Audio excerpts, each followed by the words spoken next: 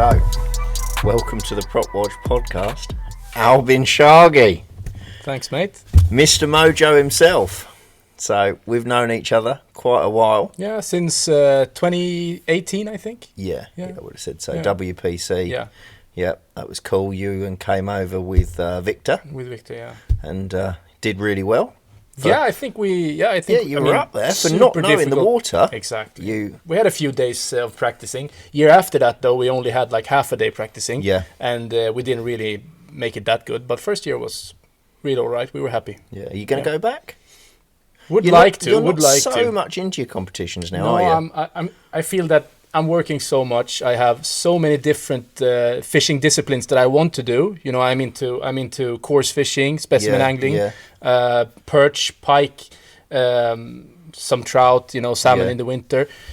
I don't really find the time to be competing because if I want to do it, I want to do it properly and spend the time before practicing. Takes so much time.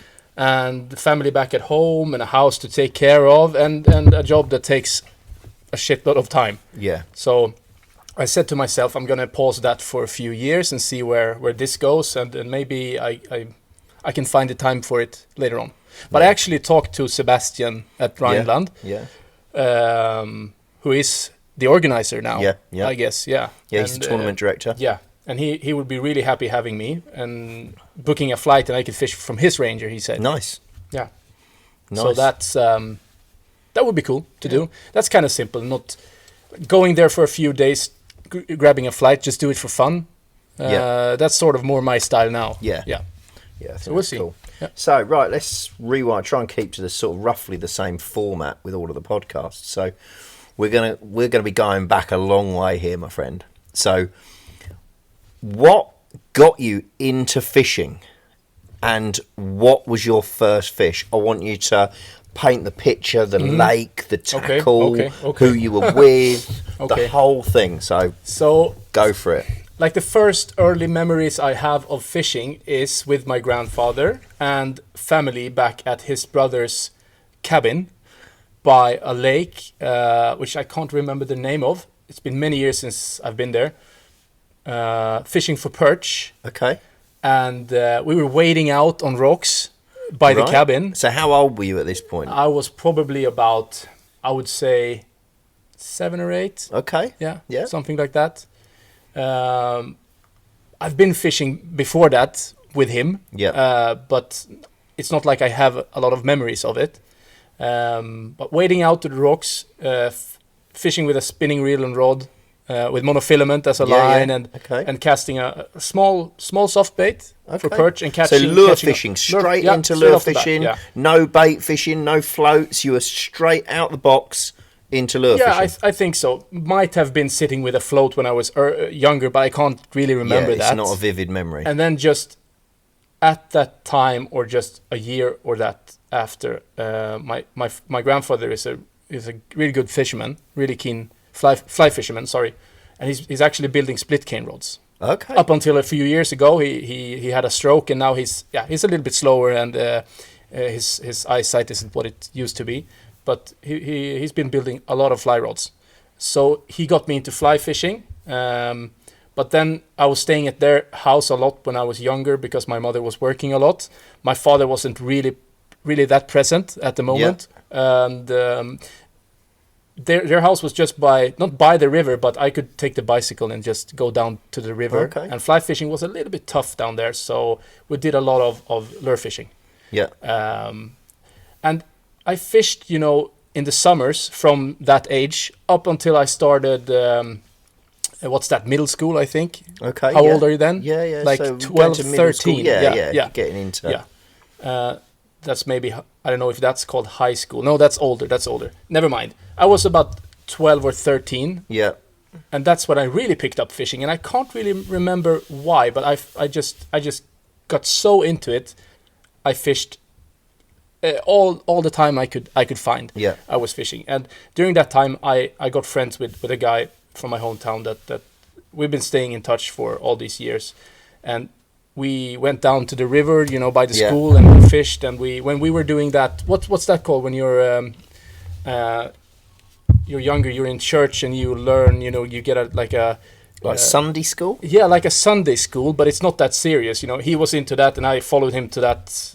Not really religious or anything, Yeah. but we were there, and we skipped a lot of those classes and meetings because in the spring we had the big asp coming up the river, and some sander as well. And when we found out about that, we just went all in for that and caught some huge asp. So that was probably I was probably like 13 or 14 about that time, and at the same point began feeder fishing, float fishing, free lining for chub, bream,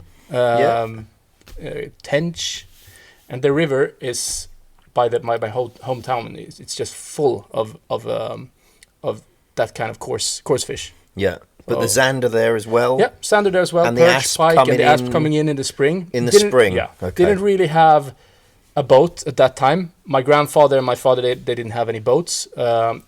Just some friends that I could use the rowboat and go out the river. Some days. But also, my mentor at that time was working in a fishing shop in that town. Okay. He learned me about everything about feeder fishing and float fishing, and also he's a really, really good salmon angler, trolling. Right. And it's just by the big lake, Vänern. Yes. We're going to the other big lake tomorrow. Yeah, but which by is Vättern. Vättern, yeah, that's true. Yeah, but this is by Vänern, and he took me out trolling for salmon, so I learned a lot about that as well. We even went carp fishing. We went ice fishing together. He taught me a lot. So true all-rounder, this guy. Yeah, such an all-rounder, such an inspirational guy. He deserves more credit than I've given him. Anders is his name. It was what set me in being an all-rounder. Yeah. So he took me everywhere. And I must have been a pain in the ass. Because this was like age 12, 13.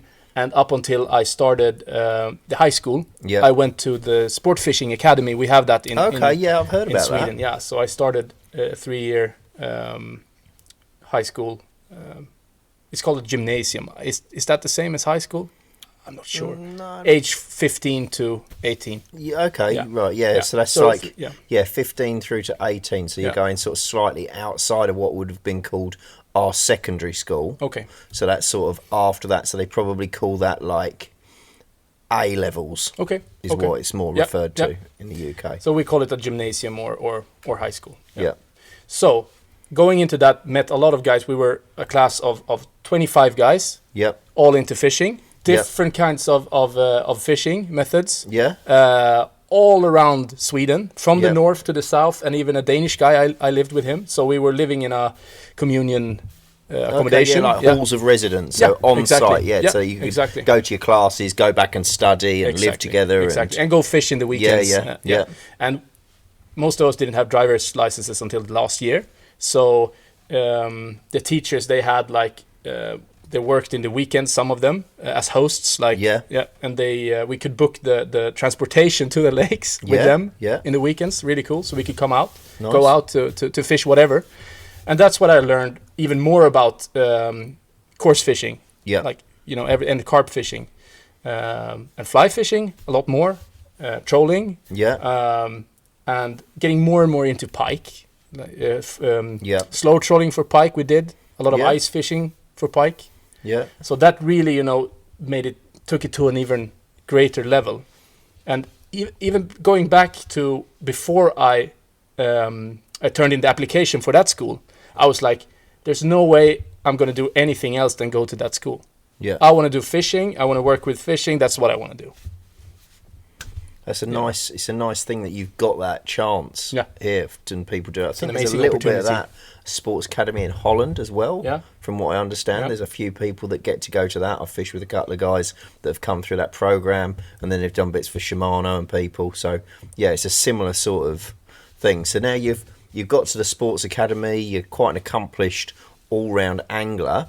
From what I understand, but correct me if you're wrong, you then went to, at what point did you go working for Stefan? That was right after that, because I did the internship, or whatever you call it, when you go out to a business and you... Like an apprenticeship. Yeah. Exactly. And I did that for the third year, the last year. We had a 2-week outing to a shop where we were supposed. So before that experience. Yeah, before that we did work experiences as fishing guides in the summers. So like between year 1 and 2 and between year 2 and 3 in the summers, we went out to fishing camps. Yeah. And I did 2 fly fishing camps. Okay. Yeah. But then the last period was in the spring before graduation, 2 weeks, and I got the chance to be with Stefan at Sporting. And at that time, he just started Attitude Baits, which isn't big now, but it turned out being huge at one point, and also Pop-Up Tackle, carp fishing. Right, okay. And that got me even deeper into carp fishing at that point. So I started working there after graduating. I was only home for 1 day, and then I packed my bags, and I rented an apartment by the university here in Örebro, and started working for him. Yeah. For the summer, and then a bit in the fall of 2007, and then I got my employment in 2008. Yeah, so just to clarify for the people, they know who we're talking about Stefan Nilsson, who was the owner of Sporting until recently. Exactly. So exactly, and it's still Sporting, but he's doing it from his house. Okay. So and Linus has taken on the business now. Exactly, Linus has taken on. He's actually kept the location, but he started up a new company, and it's called the Sport Fishing Arena. Okay, cool. Yeah. So Sporting is still active. Stefan is still doing online sales. Custom baits. Yeah, a lot of custom baits. I have texted him and I said I'm going to come to your house and have a look because I can't resist some of that stuff. He's got a lot of great stuff. Yes. But he got rid of the carp fishing stuff and the fly fishing stuff. Okay. So carp was huge for him for like 20 years. He did carp fishing all over the world. And I got into carp fishing thanks to him. Or I did before, but he took me to places. You know, we went to in the fall of 2007, just when I started working for him, we went to Italy to fish. Which lake? Anone, and that's and also what's the other one called in the north? There's so many. I can't remember it now. But we fished 2 lakes. And Lago di Anone was a beautiful place. Difficult to get the license, and you had to speak to the right guys about it. Okay. But we had some great fishing. And after that, we started making arranged trips to Bulgaria. Yeah, okay. So we went hosted trips. Hosted trips, that's right. So I was actually in Bulgaria 5 times. So 5 weeks spent there fishing for carp with customers. Good times. Nice. And after that, we did Parco del Brenta in Italy, and that's a really famous water at the moment. Okay. The Corda guys has been there filming. Right. Antonio, which is the lake owner. This was kind of early, you know, when it first started. People started talking about it, and there was a lot of 20-kilo fish, 40-pounders, a lot of them. But now I think they have an 80-pounder and several 70-pound fish. So they've been growing. And now you can't really access it because it's fully booked all year round. Yeah, I understand. Really difficult. But we went there twice, I think. Right. Yeah, and that's also in Italy. So you done this with Stefan, and then when did you sort of start to transition? Because I remember you were obviously very much the face of CWC. Yeah, exactly. For a while, and you really sort of got that. Oh, let's rewind it further than that because my first sort of introduction to you would have been watching stuff on YouTube when you did your pelagic sharpshooting video. Yeah, okay. Was that Strike Pro TV or was it before that? Yeah, I think it was Strike Pro TV. Yeah, because you had those heads where you were cutting down the Lunker City baits, that mahi colour, and screwing them in. You had the flex heads and the strike wire, and that video was on point. So I learned pelagic sharpshooting for Sander from a guy named Håkan Fransson. Great guy. He's now with us in the team, actually. He's a pro staff, Mojo pro staff. Again, he was before, but now he's back. Great guy. He taught me a lot about that. And I started 2011, I think, with that style of fishing. And in 2013, I started working for Catch with Care. So I sort of made a name for myself with that style of fishing in 2011 to 13. Yes. And I got employed at CWC as a sales rep, and also I did a lot of designing, product designs. Okay. And marketing, of course, Yeah. a lot of marketing. And so that was working with Leif Mortensen. Is it Leif? Leif Collin and Stefan Truman Trumstedt. Yeah. So, started fishing a lot with doing some videographing, some shooting with Canal Gratis. Yes. And that was the Strike Pro TV that you were mentioning. Okay. Pelagic sharpshooting, Strike Pro TV. Yeah. You should check that out on YouTube. That's a retro video. Yeah, we'll try and if you're watching this on YouTube, we're going to stick a link somewhere.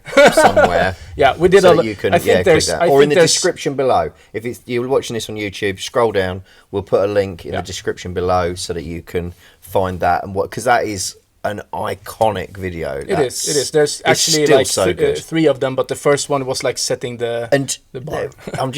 I'm reliving it in my head.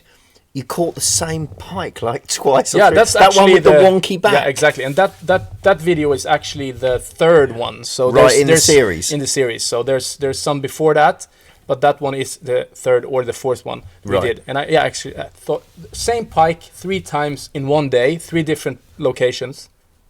That's insane. Catch and release, it works. Yeah, but if they're hungry, they're hungry. Yeah, so exactly. So basically, you watch on the video, Albin drops down and gets this pike, like puts it back, goes around, like moves off. Like how far? That first time was only 20-30 meters. Yeah. Last time it was at least 300-400 meters away. Yeah. Or 500 meters away. Yeah. Saw it again. Didn't know that was the same pike when I dropped the lure down, but and this was just on your normal amplitude scope, wasn't it? Yeah. This wasn't. We're not talking forward-facing sonar. Exactly. Side image. We did side image to locate the fish and then drive round and find them, and then just on your normal 2D sonar and the amplitude scope on there, just dropping it down vertical, and so this is like really early on. It is. So from there, you're now. CWC came to you and offered you the role? Actually, I was in a sales meeting. Me and Stefan went to Stockholm to meet with Stefan Truman Trumstedt for a sales meeting, looking at new stuff for the next season. Okay. And he said, I've got so much work to do. It's crazy. I have so much work to do. And Stefan said, well, you should really hire someone. And then Stefan said, Trumstedt said, yeah, I should. Maybe you, Albin. And Stefan Nilsson was like, no, you don't. And then I was like, okay, so maybe there's a chance. And I was sort of, looking to do something else. Because the shop is cool, it's fun, but you're never going to get anywhere in it, are you? Yeah, you need to reinvent yourself, and get some new, what's it called? Like some new views, whatever. Yeah. Get to check something else out and try it out, so... Yeah, from there I gave him a call and I said, I'm interested if you're interested. Yeah. I am going to seek something else. I was also talking to Abu Garcia or, checking out if they wanted a sales rep. Yeah. And Trumstedt said, yeah, we're going to look at it. And then a couple of weeks later he said, yeah, come over for an interview. Yeah. So, I remember you always being the face of that. And then I think on some of the early... Did you fish the early Perch Pros with Everett? Yeah, first. Yeah, the first Before Perch Everett Pro came in, we did the first Perch Pro, and then that was you and who? Stefan Trumstedt. Yes, yourself and Stefan. Yeah. And also through the second, but on the third season, Everett and I hooked up. Yes. And we had such a good time. He's a cool such guy. A great guy. He is. I really love him. Yeah, he is. He is very strict, legend. But he is so much fun to fish with, and he's very serious about fishing. Yeah. So. He's serious about everything. Yeah, he is. And you don't want to fuck around with him. Because he'll fucking break your neck. Yeah. So anyway, season 3 and 4, I think. I think we did 2 seasons, me and him together. So obviously around then you fished those, did those bits and pieces. And Fly vs. Yerk actually one season. Yeah. You did a season of that. And so from there, you'd fish those, and then I remember, I think it was Vidal that told me, because obviously he reads all the Swedish newspapers, it was known that you'd come and you'd moved to Mojo boats. Yeah. And so that sort of left that really big, or I, from my perspective, felt that had left a really big hole in CWC. But then obviously Admora stepped up to that, and he filled that role really well. So that was cool. He's been doing great. Had you got to that point with CWC that you were like, looking for a change? Because you obviously had the fast boats, and you obviously had relationship with Mojo from and before. Exactly. And you had good knowledge. So what happened was when I started working for CWC. I was in a relationship that sort of crashed because I was fishing a lot. Yes. I was out a lot, and I started, she knew that starting a job where I was also a sales rep would mean me being away. So she couldn't handle that. We split up. Just a few months after that, met a new girl. Yeah. We were together for 5 years, and same thing happened. She couldn't really handle me being away all the time.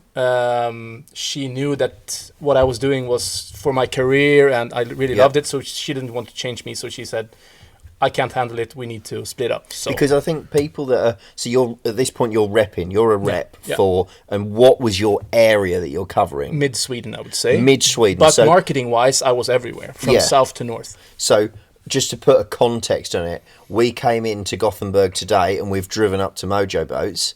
And that is a 3.5 hour drive. Yeah, and that's not and center that's on of Sweden. Fast roads.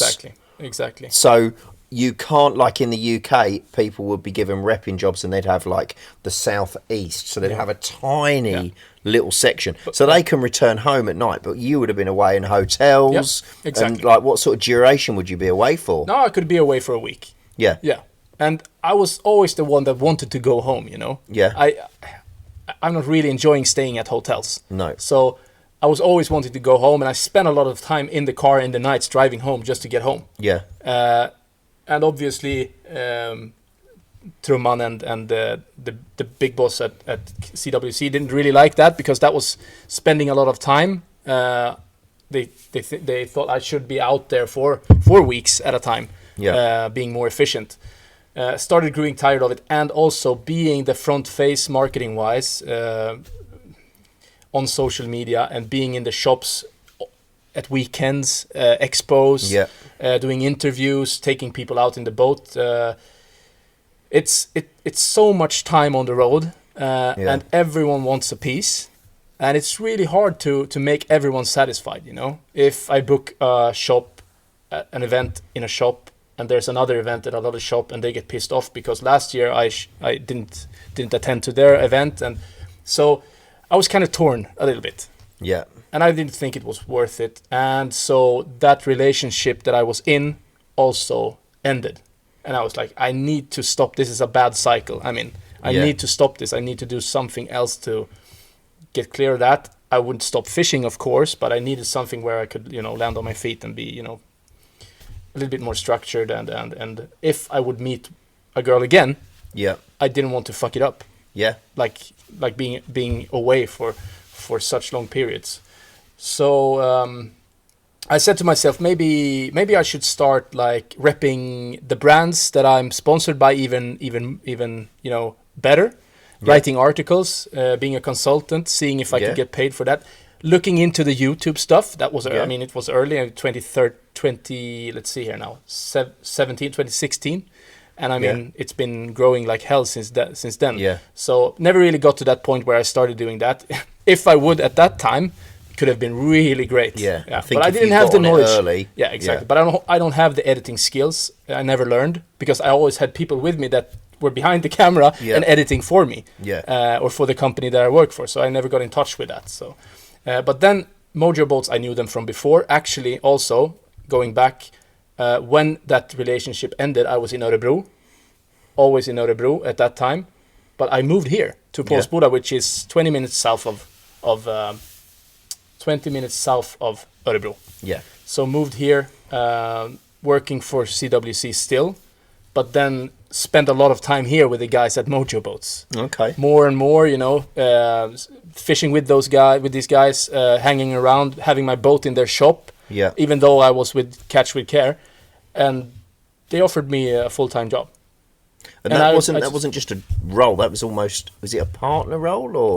At first, it was an employment. Just a full-time job. Yeah, exactly. Yeah, and then just progressed. a year or so after that, they offered me a partnership. So how did that go when you sort of told CWC and Stefan and that? I know you're great friends now, but at the time, Yeah, it was because I felt that you created a big. Well, you certainly the position left. The shoes were big to fill. Okay, it's very flattering to hear that. But from a media point of view and Yeah, people following you and not really, I suppose, knowing the other people, you had your own rod series out. You had so much there. Yeah. That I couldn't see somebody that would transition and slide in. So it must have been for Stefan and Leif. It must have been a big, I think it was headache. I think it was tough for them at one time. They didn't really say that, of course. But Stefan was like, when I told I called him. I called him one morning. I braced myself for the call that I didn't want to make. It's really tough. Yeah. And I said to him, "Are you sitting down?" Yeah. Well, I'm resigning. I'm quitting. What? Okay. What are you gonna do? I'm going with Mojo Boats. I knew it. So instantly he knew that was the way to go, because I spent so much time with the guys over here. Yeah. Already sponsored with the boats. Yes. Yeah. And he knew I was really into the bass boats and stuff like that. I really loved that scene. Also with bass fishing. I hadn't been bass fishing back then, but I really looked a lot at the trends in the US. And that I was a part of building the modern type of perch fishing that we have at the moment with Perch Pro and everything. Those skills and watching the bass anglers and so influencing in that sort of sense was a big thing for me. I knew that I was going here. So you've come on. You're working for Mojo Boats now. You've left CWC, and where from there did it sort of why did they offer you a partnership, or did you feel you wanted to be more involved, so you wanted to sort of buy into the company? How did that sort of... I've never been interested in money. No.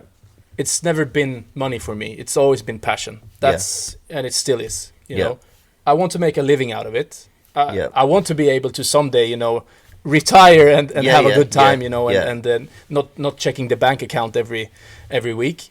But fishing and boating and that sort of stuff is the passion. And I've never even asked for a raise in my time when I was at CWC, because I feel that I need to show myself and work for it, and it will come to you. So they actually offered me the place, and obviously I know that's a lot because they wanted me to stay and not move on. And I mean, that's good for them, good for me. So now what's your job title here now? So I do a lot of things, too many things. So much going on here. T-boy. I am a product manager. That's the title. But I do ordering of all the electronic components that go into the boats. I put the order in our system for the guys at the workshop to monitor. Yes. They work out the boats, and when it's ready for delivery, I deliver the boats for the customers and go through it. Yeah. Sometimes have a test drive like we have. Right. Yeah. Nice. Yeah. So Mojo Boats are a supplier of all of these various brands: Mako, Tracker, Ranger.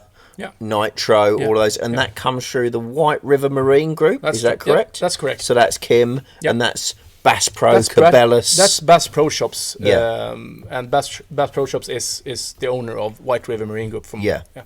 So you do everything for them, and you can supply pretty much like this is in essence. If you've ever come to the shop or you've looked online, a lot of the stuff that you can find at Mojo Boats is the Bass Pro stuff. Yeah, it is. Although we don't do business with the Bass Pro Shops directly, we can get some of the stuff. We have some Bass Pro Shops over here, and the niche items like the waterproofs and those sort of things. Yeah. So we're building a boat shop with accessories and some fishing gear, and we're doing the fishing gear is sort of unique items. Like So you JDM, some JDM stuff. JDM stuff. You've got custom like stuff. the man cave baits. Yeah, exactly. Bits Custom and made, pieces. handmade in Sweden. We have some custom colors of like Renstein. He has some perch shads. I did 2 colors of those, and they sell great. We do some special items. Yeah, and the DRT stuff. The DRT as well. Yeah. Yeah, the Clash, the swim baits. Exactly, and Pitch and Strike, which is a Japanese Spanish guy, lives in Spain. Yeah. He has a company called Pitch and Strike, and he's working on some really good stuff. You know, he's ready to launch around New Year's. Yeah. We have some baits, but they're those really nice like craw patterns and stuff that I've seen. He's got the finesse craw, and he's got the high action craw, and he's got some flukes. But now he's going swim baits. He's going chatter baits, spinner baits, bigger swim baits for pike. So, and I'm in contact with him, and that's the distributor is Lake Bandit Vico. I don't know if you met him. He's in Germany. I haven't met him. And it's nice to still be in the business, being able to put your input in to guys like that are designers and running a company. I wouldn't be. I don't want to work with fishing tackle 100%, but it's nice to have it as well because I'm a tackle junkie. Yeah. I love it. So I'm trying to think back. The first year that I ever fished Predator Tour Sweden, you were in your Blue Nitro Z21 with a 300 Evinrude on the back, I think. I think that should have been 2019 as well. Yes, I think it was. Or 18. Yeah. I can always remember the distinctive note of that engine. Venan's a big place, but we only fish a small section of it. But I could hear this as you were hopping over. And you, on the first day, I think I remember you had a really good first day. Who were you fishing with then? Victor. You were with Victor. Yeah, and you had a really good... Me and him, we had 2 years there where we had really, really good... Insane. Yeah. We went fishing there last year. What's the far side, the bay that comes round that we had to drive round to and launch in? Ekenäs. Yeah, Ekenäs. So there were some late points off of there that you'd done really. Yeah, we fished some points where me and Victor did really well a few years back. We had some good. First year I was with Catch with Care at the moment, where the first Predator Tour in Sweden was taking place at the same location almost. I was with Jon Persson. He's with CWC as a sales rep at the moment, and we came in third. Yeah. And where was it that you caught that sea trout or salmon? That was Ekenäs. That was 2018, and that was Ekenäs. That's actually the spot where we fished together. Yes. Yeah, I know you told me that it was off that. But talk us through that fish that was as a story. Like, that was probably one of the... When people ask me, what's your greatest fishing memory? It's really hard for me because I've had quite a few, and it's hard to point at it. But that was one of the best. So 30 minutes left of the final day of the Predator Tour in Sweden, 2018. I was in my C20 with the red Evinrude. With dual red talons on it. Really really good looking boat. Just a side note, because in the picture you can, I could send you the picture and you could have it in the podcast maybe to show it. It's a great picture. It's mental. So we're fishing a drop off, some rocks, showing. 30 minutes or 20 minutes left. Final day. We fished these big shad tees 27s, headlight color. Good bait for that lake. And I get a strike. Yeah. And it's acting really funny. And it's coming up to the surface. I'm using my big St. Croix sling bait rod. It's like super stiff. Yeah. Not taking any line, but it's just, making some strange stuff in the surface, and it's shining. And I was like, is it an asp? What is it? And it's coming in, and it's a huge trout. Get it in the net. Because sorry, just to rewind, there was a year that you had to catch a trout, wasn't there? That was the previous year before that, and no one did. Previous year before that, it was trout or salmon, perch, and pike. Yeah. So no one caught a salmon or a trout. So sorry. So you're bringing it to the net. So bringing it to the net, scooping it up. Victor scooped it, and we was like, it's 15 minutes left. We need to hurry on. And it was in the net. I was standing on the handle. Yeah. He made a cast down some other rocks. We were drifting down. The wind was kind of heavy. He had a bite. The rod was bending over. He lost it. Big fish. I made a cast towards the same rocks. reeled in, bam, big strike, hooked a really, really big fish. And I was like, this is a big one, Victor. And when he saw it, he was like, what do we do with the trout? I'm throwing it in the boat. So he was just like throwing it inside the boat. And as a matter of fact, that trout was already like dead, because the 12-0 jig head hook was actually hooked like in the top of the head. Okay. Basically through the brain. So that's why it was acting so funny. So when it was in the net, it was already dead. But it's legal fish, so we can keep it. He threw it in the in this area where we're sitting. Area. The console area where we're sitting right now, and caught the pike 114 centimeters. So I have on the picture, an 88 centimeter or 85 centimeter trout and a 114 centimeter pike. 15 or even 10 minutes in, We've got to put that in even there 10 as well. minutes before end of the competition last day. Crazy. And we ended up fifth at that point. On our WPC video that we're going to drop, I'll do a little bit of a spoiler now, but Ben was there. We're fishing with Jan, who's a good friend of yours. We're at the front of the boat. Jan's standing up on the bow mount. He's doing his thing as usual. And I'm fishing a Carolina rig.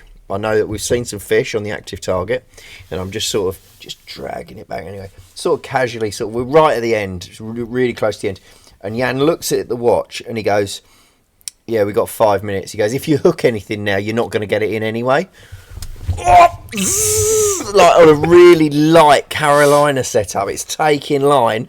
I'm like, I didn't even really think that I'm on mono. You could tell it was a pike straight away because it's taking line. So I was just like, well, I've got to get it in. I'm just going to go shit or bust. So I just cranked the still and like shut. Jan looking at the watch. Yeah, I was just like winding, and like Ben's on the camera, he's trying to get all the angle, and I'm like, it comes up to the net, and I'm like, Jan, you're gonna have one go at this, and I'm like rawhiding this fish in, the rod's completely hooped, like scoops it straight out, gets it, and pandemonium just lets loose in the boat. Yeah. He's grabbing the measure. I'm like, don't even unhook it, get it on the mat. Yeah. And we're like putting our stickers on, slamming stuff around, getting it on. He puts it on the measure, takes a photo of it, goes, right, hold it. So I'm like, grab it, hold it up with the card in my mouth, like that. He's like, takes a photo. I'm like, get the fish, put it in the net. We're not even checking. He can't even remember how long it is. I said, I'll just put 80 something, you know. Yeah. And correct it afterwards. We can do, but it's like, and he puts it in, and he uploads it, and it goes to, on the app, it says fish pending, and I'm like, what's it say on the scorecard? Yeah. What's it say on the timestamp on the photo? And I can't remember what it was. I can't remember what the time was that it shut off. I think it was like 4 o'clock. Say it was 4 o'clock. It's like 11:59 or something like that. So it's like so close. But watch the video to see whether that was allowed or disallowed. It's cool. But yeah, it's just really one of those memories. And that is in those competitions. That's the buzz for me with those competitions when you just like, it's watch that. It's complete pandemonium. It's just crazy, yeah. What other competitions have you fished? So you've done Perch Pro, you've done Fly versus Jerk. Season, You've obviously done a lot of the Predator Tour ones. Yeah. You have some other pretty cool competitions out here in Scandinavia. Yeah, we have. Archipelago. We did the Perch 5 with the shops. Abborre Femman. It's Stefan Nielsen that has arranged that. Okay. With 5 tackle shops. And they set out to compete amongst each other, and for 3 days, every day they get a team from a sponsored team from a distributor to compete against them. Yeah. And me and Victor did that we did a combined St. Croix, because we do St. Croix rods as well. Yeah. To mention, we are the distributor of St. Croix rods in Sweden. So we did a Rapala. He was with Rapala back then. Yep. So we did a combined St. Croix Rapala team. Yep. And during those days that we compete, the shops need to fish with the gear that we have. It's kind of funny, yeah. So they do St. Croix rods and were they the Rapala custom colours that I've seen Stefan doing? Yeah. After some years after that, they did the custom colors. Yes. Yeah. Yes, that's right. So we did 2 seasons of that. And so what's the sort of format? What do you have to catch? That's biggest 5. Biggest 5 what? Yeah. Perch at that time. Yeah. And they also did the pike 5. And that's, okay. 5 biggest pike, 5 shops. Yeah. So... Nice. So that's a pretty cool competition. Yeah, it is. And then WPC. Yep. The Predator Tour was 3 years. WPC twice. Yeah. Also, we did a big competition in Vänern in the big lake called Big Pike Open the last year, and we won that. That was actually same. That was 2019, same year we did Predator Tour just some weeks before that. So we really had a buzz going. Yeah. We ended up 7th in Predator Tour and then came into the Big Pike Open and won that competition. Nice. Yeah. So good results. So you've sort of come away from the competition fishing a little bit now. Yeah. You tend to spend a bit more time with your girlfriend. Yeah.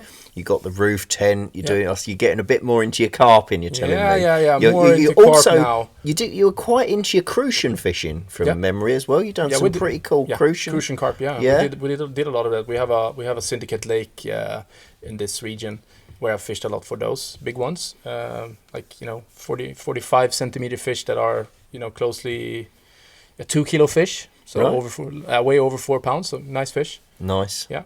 Tench as well, and cool. Not to mention chub and eyed and stuff. I always do that once or twice a year. You come away a little bit from your predators, would you say? I would say that the majority of fishing still is perch fishing. Okay. Some pike fishing, but not that much now. No. Perch fishing has been like, I'm doing it all year round now. Right. Even on the ice.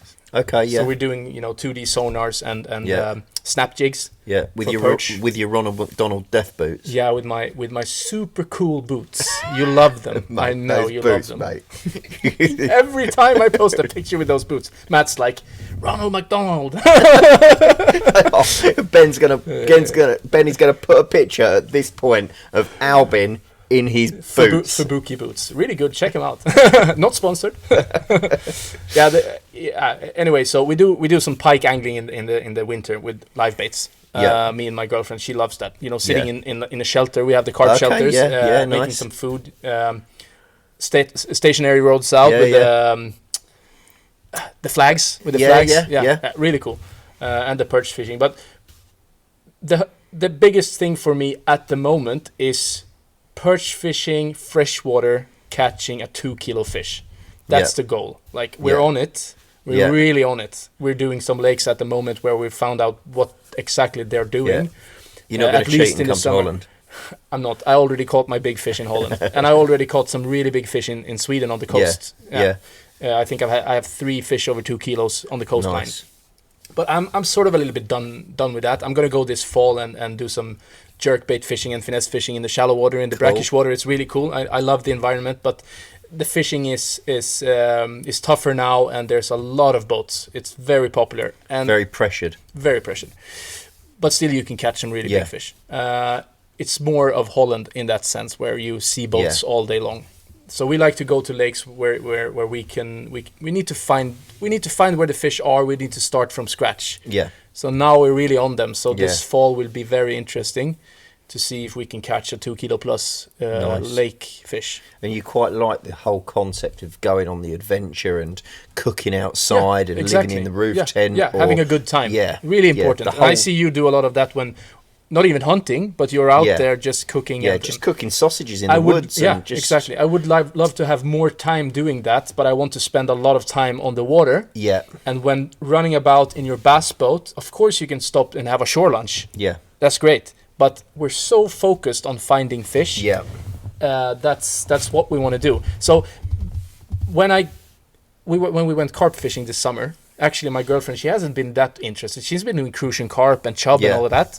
She hasn't been interested in doing carp because she's, you're not doing anything. You're just casting the rods out and then waiting. But it's a good time to spend.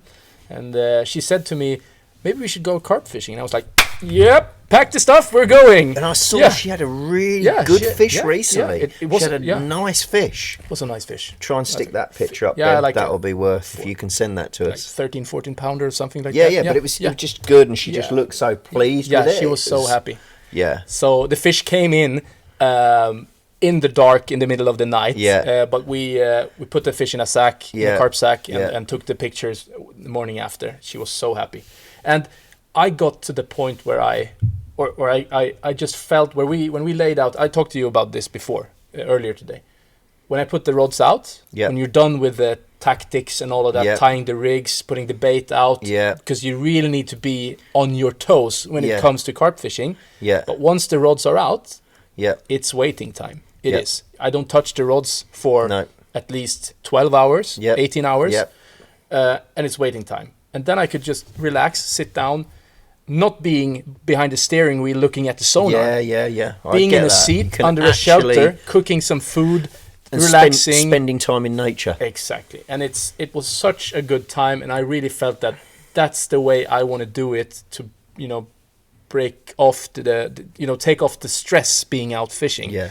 Because searching for big perch, obviously we use the live sonars. We're looking at the sonars a lot, doing some blind fishing on the shallow areas, of course, but you spend so much time idling around and searching for fish and areas to fish that it can be quite stressful. Yeah, you're not relaxing, exactly. are you? You're not switching off. Exactly. You're constantly, and that must be nice because you just sit there, chat, cook. So you're going to see a lot more carp Yeah. from me. Yeah, that's cool. Maybe not this fall, just a couple of sessions it will be. I'm not hoping for any huge results. I'm hoping for results, but I don't think there's going to be any epic moments this fall. But next year I'm going on some outings that's going to be really interesting. Nice. Big you have fish to hook waters. up with Jan because he loves his Yeah, carp I fishing. saw.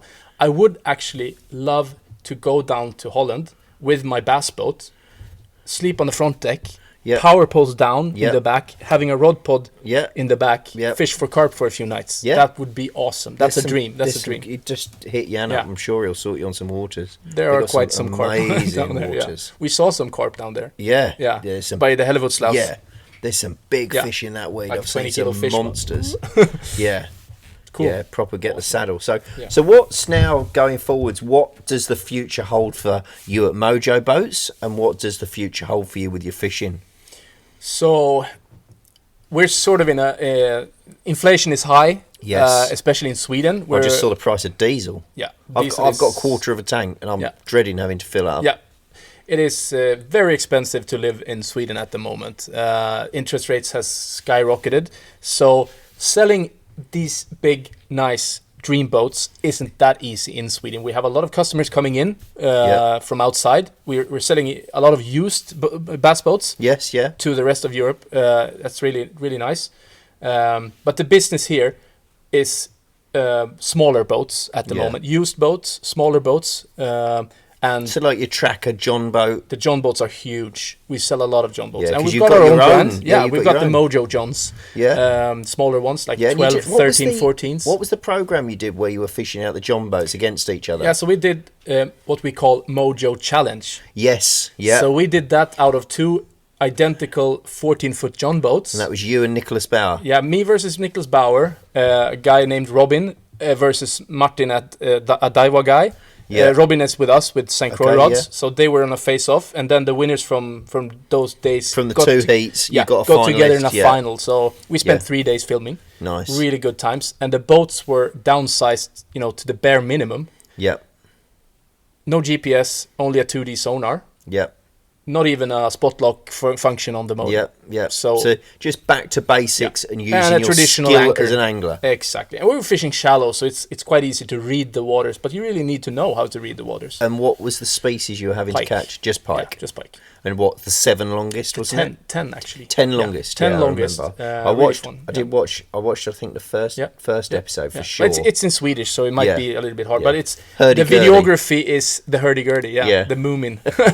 But the videography, then the editing is really on point. Yes. So Oh yeah, it was amazing. The Really, footage, really but, good. Yeah. not taking anything away from it, but like Ben, like as soon as we arrived in Sweden, he's like got the camera. He's like, yeah, changing lenses, sticking the drone up out the window with the 360. He's like all I over saw the you were place. passing by where the road goes. There's 2 places to stop. Yeah. And you have the lake coming in, Yeah. like a shallow area Yeah. meeting the lake. I know Yeah. that place. Yeah. Yeah. Yeah, we stuck that Yeah. straight up. Yeah. I was looking on Google Maps as we were coming down. I was Yeah. thinking that'd be really cool if Yeah. we can get the drone. We're both quite into the creative side. So we're always, you saw me, I was getting really technical with piling stones up and balancing my camera against it. Technical stuff. So I'm learning. But that's where you're sort of going. You sort of with the Mojo brand, that's growing. That's and cool. we're introducing new models of boats there in that lineup. Bass boats we set the standards on the bass boats here in Scandinavia. Even, I wouldn't say whole of Europe, but north of Europe. We've been trending it. I don't know if that's a word, like trending. We've been building the trend. Definitely trend setting it. Exactly. So we just need to find new ways, new ways for sales. And the brand's cool, Mojo. The name is cool. It's got a real kudos behind it, and I think you being the face of it, that's cool. You can sort of bring that cool to it for sure. Important thing is when you have created a big brand like that, we can't only sell these types of boats, because we maybe sell like a handful or 10 of these boats every year. We can't live off of that, especially not when we have guys in the workshop. We have 3 guys in the workshop. So we do a lot of maintenance and service, a lot of repowering with new motors, and that could be any boat coming in. You have a lot of water on the water days. Exactly, we have events on the water, getting people to come out and do the test drives with us with all types of boats. The small ones to the big ones. That's been really great for us. So we need a lot of different sort of income to survive in a tough environment, like in a tough economy. So those basic John boats, what are the sizes with those? 12, 13, 14 and 15. Okay, and so what's a 12-foot John boat retailing at that you've got the basic shell that you've got, the Mojo ones? So first thing is that they are thicker, wider, and higher freeboard than the original. They're much more stable because of that width. Yeah, exactly. Yeah, because I saw some of the measurements, and I remember, because I've got a 1436, and so the 36 is the inches of the width on the bottom. Yeah, and these are 30. These are 38 inches, and they 1238 over the beam. They are 140 centimeters, so that's quite a substantial width. So you've got that nice wide platform, you've got that stability on the base. That's right. So they are painted as well, like a cement gray at the moment. We're going in some different directions in the future as well with the paints. They're actually made in Czech Republic, so they're not American boats, which means we can actually go down there to collect the boats if we need to, which is so much nicer than having the containers shipped over. Time about the time. We won't go into that. Exactly.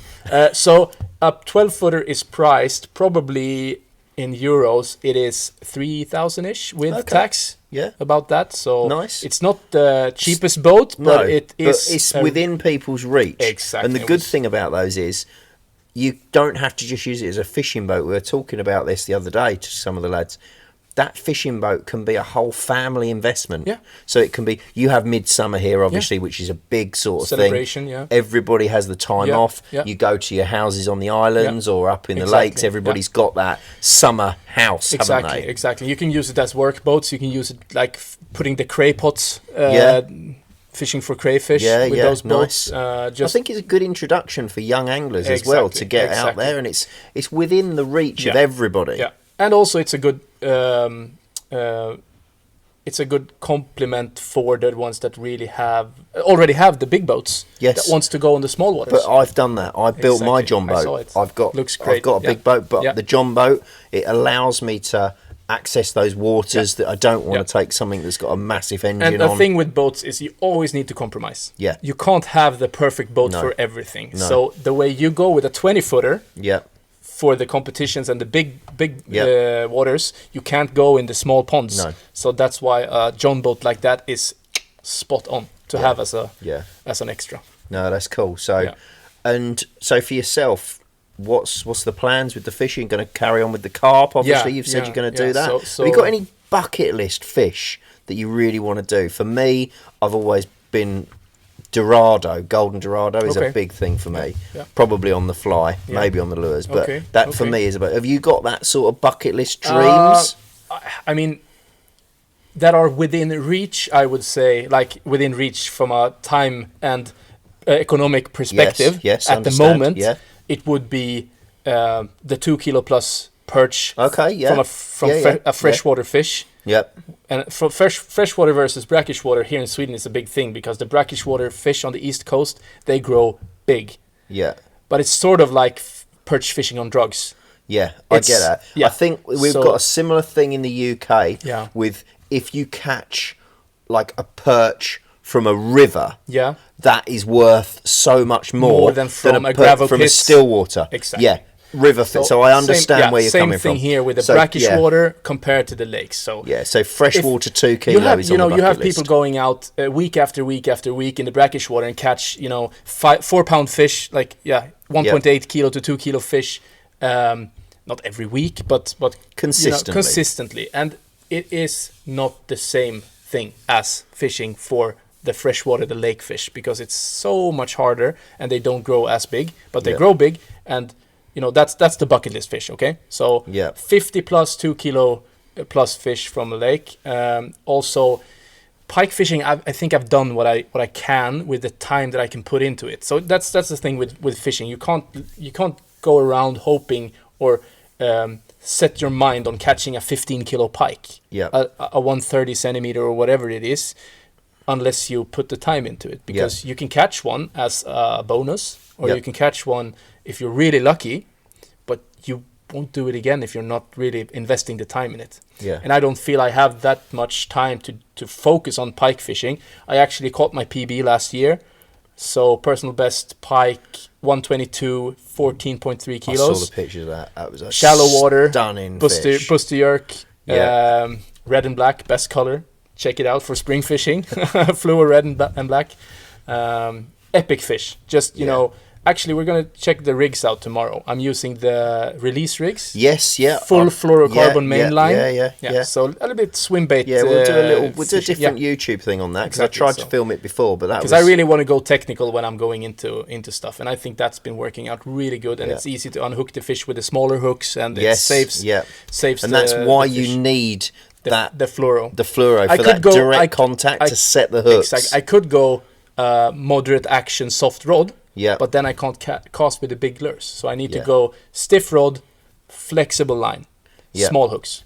It's been really good. Definitely do some stuff on the boat tomorrow to sort of do the check it out. Explain that, because that'll be a nice little one for everybody. So pike, I feel like I've caught the fish that I can within my reach. Again, within my reach. I can't spend more time doing it because I'll miss out on what I want to do. So I want to go out carp fishing. I want to go out perch fishing. I want to do some sander in the local lake where we were. Because my house is 7 minutes from the lake. So I want to fish for, the vertical jigging, for the speed jigging for the char, the Arctic char. We have those in the lake where we're going tomorrow. What time of year is that Summer. best? July? If there's no wind tomorrow, we can go out to check it out. Oh, mate, I'd love the fishing is kind of over because it's been too windy. But for the char, mate, if we can get a char, the colours of them. They are so, and my girlfriend comes with me in the summer to catch a few, cool. And it's we've got to come back over in the summer. It's really awesome. So. It's really good times. And being on the big lake is also a big thing, because you have big pike, you have the char, you have trout, you have salmon, you have big perch, you have sanders in the north parts where the water is a bit muddy. There's so much going on that big lake, Vättern. It's magic, but it can still throw a poop cake at you, because you can spend a day and not catch a single fish. We had in training at Ekenäs, though, didn't we? We really struggled. Yeah, and that's Vänern. Yeah, and that holds a big population of pike. If we go to the lake where we're going tomorrow, it's even harder. But I've got some spots that can cover.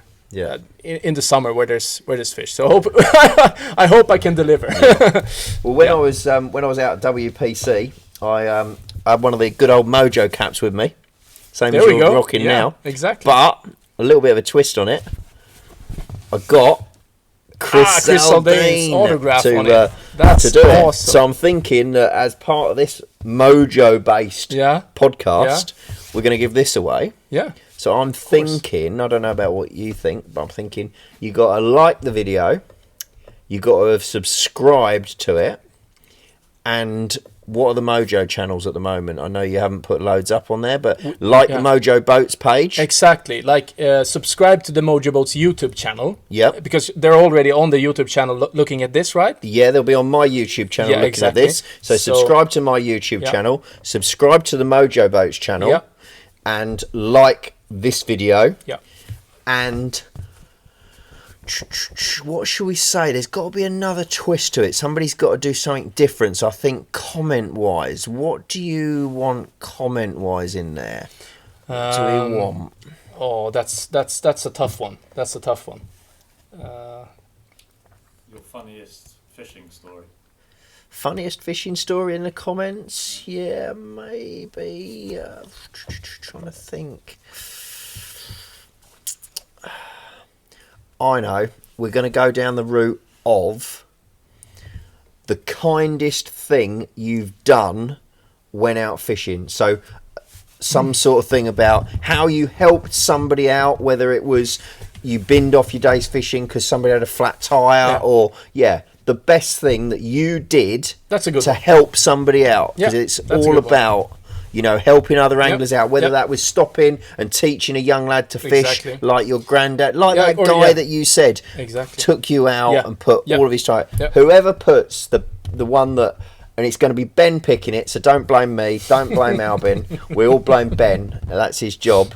And the best person that puts the nicest thing that they've done in the comments below, and we'll close it out after a week of this being live, we're going to send you this cap signed by Mojo cap signed by Chris Zaldane. I'm going to be in there commenting, so good stuff, mate. It's been brilliant, and thanks for your time today. You've put a long day in. It is now 9:30 at night, and this guy probably started at what time? I was starting at like 8 o'clock, and I was in like 9 o'clock. So that's straight up. They're the sort of hours you put in. It's a lot of fun being out on the lake. It's a lot of fun being in a Ranger boat having a podcast. That's pretty cool. Yeah, that's pretty cool. It's got to be one of the first. Yeah. And it's not like I don't spend a lot of time at work, No, cool. Thank you, my friend. So hope you enjoyed it, guys. And take care. Tune in to the next episode.